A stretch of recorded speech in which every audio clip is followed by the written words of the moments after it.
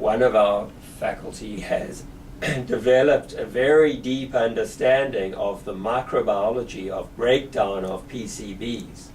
And that is now at the point where it is being moved to a pilot scale to investigate whether that is a commercially viable process for cleaning up heavily polluted environments. The compounds themselves are hydrophobic, so they repel water. So they tend to stick to particles, particularly sediments.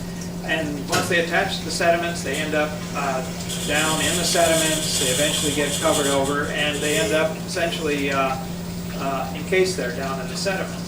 Then benthic organisms such as worms, other types of benthic organisms ingest these PCBs. They get into their bodies.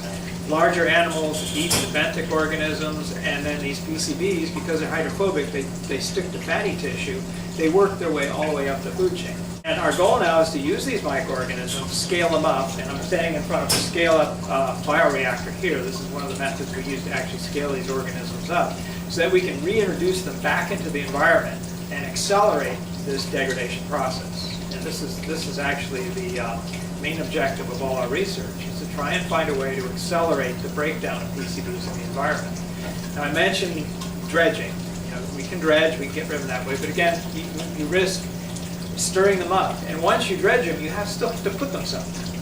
So ideally, the ideal method would be to actually be able to destroy them in situ, right in the environment, preferably in a way that doesn't disturb the wildlife or disturb the rest of the environment. So our goal is to take these microorganisms, which are natural microorganisms and not modified in any way, take them out of the environment, and then raise large numbers of them, and then develop methods for actually putting them into a problem area with PCBs.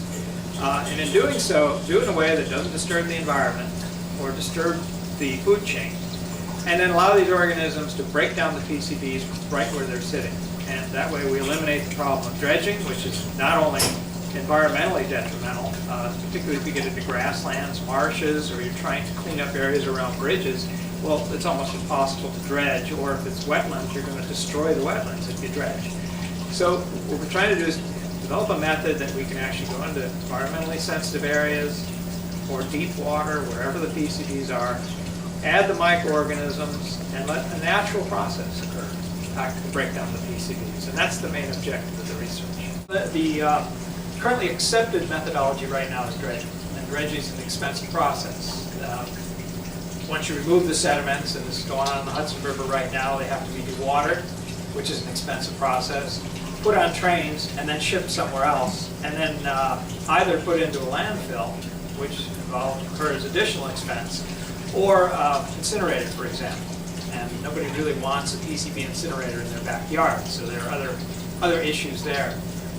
This technology, of course, since we're doing it right at the site, is much smaller cost than many of the current technologies out there, mainly comparing it to dredging, because essentially you're actually just putting the organisms in the site, and then you're letting the natural process occur. So you're talking less than a third of the cost, and probably significantly less than that than other technologies that would be available. Okay, good.